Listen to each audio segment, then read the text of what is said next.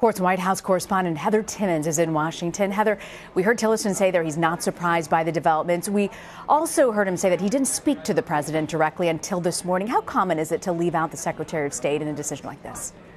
It's very uncommon. And whether he was surprised or not, everyone in the White House seemed to be surprised last night. It's very unusual to have a major announcement like this announced by somebody from a foreign government.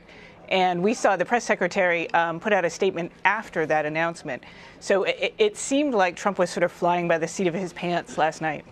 Talk about flying by the seat of the pants. It kind of struck me this announcement was made outside the White House in the dark in 42-degree weather, by South Korean officials. Do we know why the president didn't actually make the announcement himself?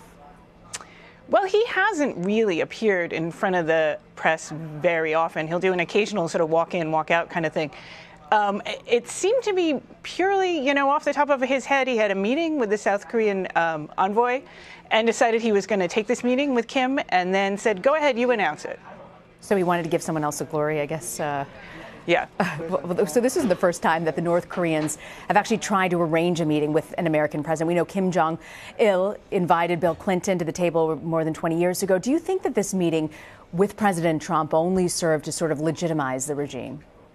Well, this actual scenario was the plot of a propaganda movie out of North Korea in which they get nuclear weapons and then get so much respect that the American president shows up. And so I think it's very surprising for a lot of people in the U.S. and a lot of Korean experts overseas.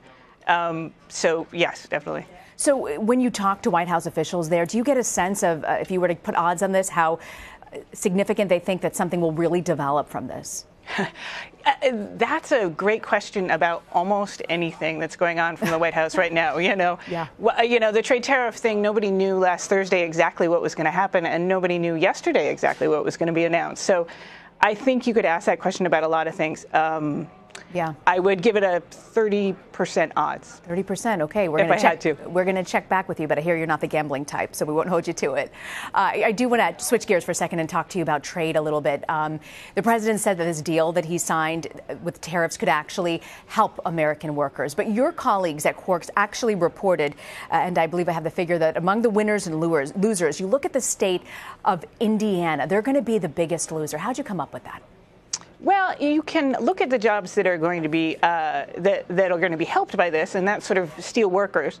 But anybody whose company that they work at or industry they work in uses steel or aluminum as a material to make something else, that's where we're going to have problems, because there's going to be a 25% tariff on any of that that's coming in from anywhere else. Heather Timmons, thank you so much for joining us. Heather, great to have you on. Great, thank you.